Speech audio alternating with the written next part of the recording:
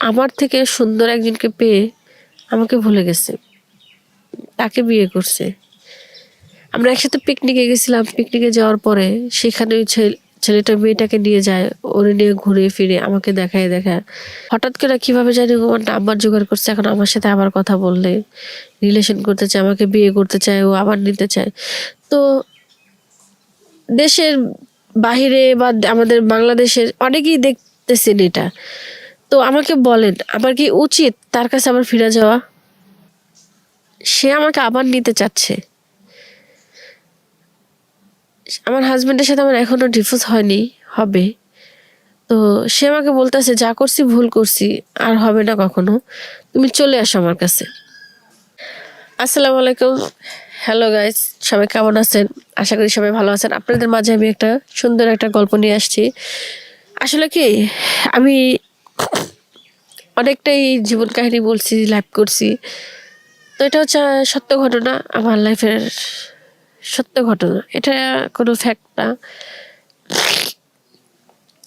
সত্য ঘটনা বলার জন্য আপনাদের মাঝে আমি আসছি। কারণ মানুষের লাইফে কিছু ঘটে দেখে মানুষ বলে, তেমন আমার লাইফে ঘটছে। তার কারণে আপনাদের কাছে বলতে আসছি।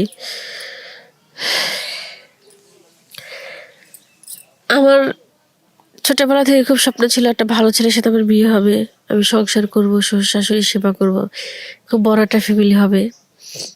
যাক, সেটা আর হয়নি। বিয়ে হয়েছে এক মার এক ছেলের সাথে, ওরা এক ভাই এক বোন। খুবই ভালো একটা ফ্যামিলি, এমনি খুবই ভালো। আমাকে খুবই আদর করতো, খুব ভালোবাসতো। শ্বশুর শাশুড়ি ননদ সবাই ভালোবাসতো। একটা কথা কি কয় না, সুখ কোনোদিন কারো কপালে বেশি দিন সয় না। ঠিক ওই রকমই যে কোনো একটা কারণবশত হাজবেন্ডের কাছ থেকে চলে আসছি।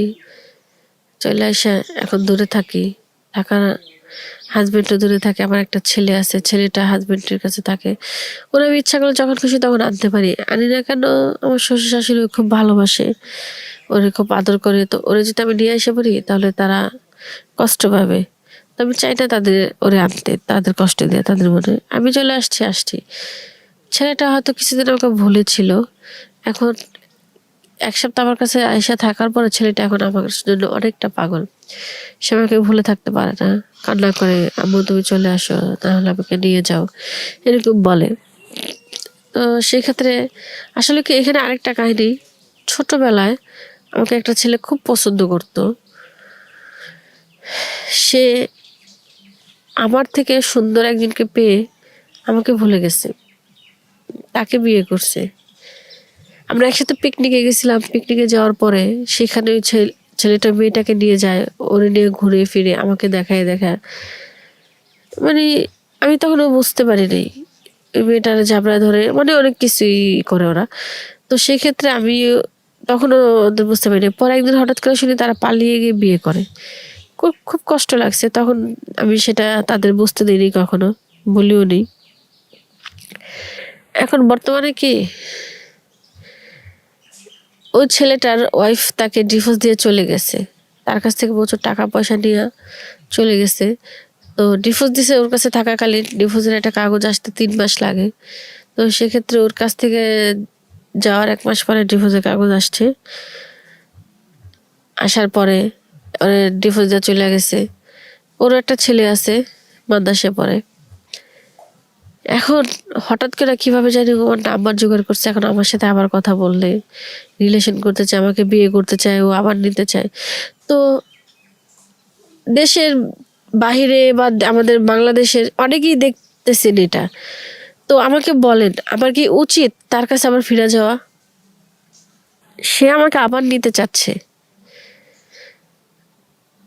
আমার হাজবেন্ডের সাথে আমার এখনো ডিভোর্স হয়নি, হবে।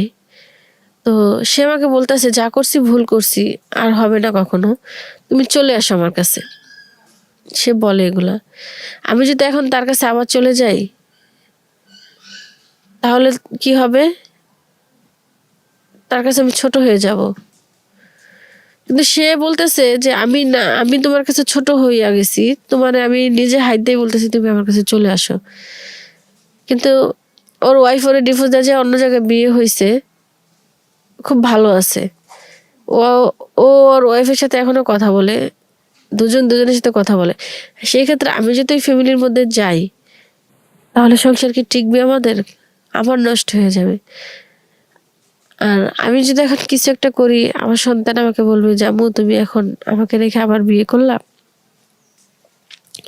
আমি আমার সন্তানের কাছে খারাপ হয়ে যাব।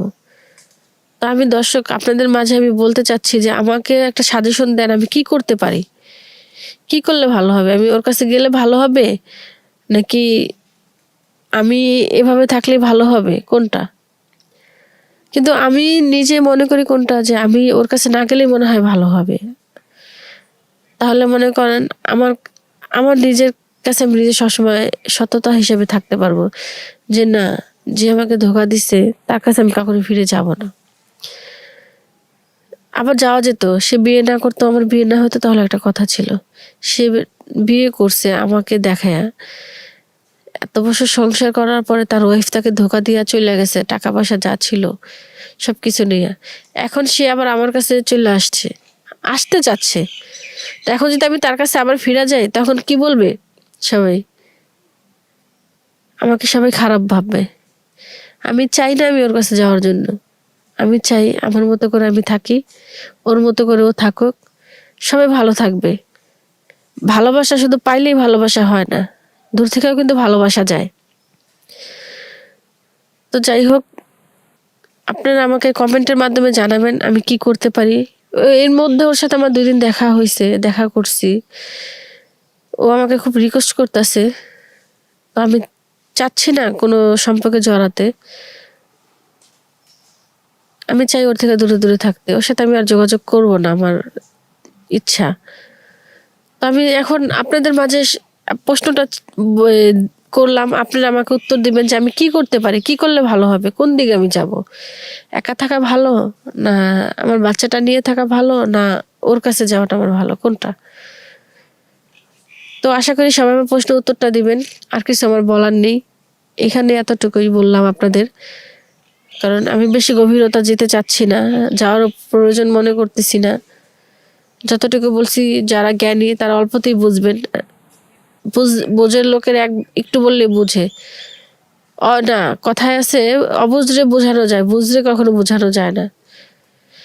তো সেক্ষেত্রে যারা বুঝের লোক, তারা যদি না বুঝে অবুঝের মতো করেন, তাহলে আমি আপনাদের বোঝাতে পারবো না। যারা অবুঝ তারা ঠিকই বুঝবে। কথা আছে পাগলও নিজের ভালো মন্দ বুঝে।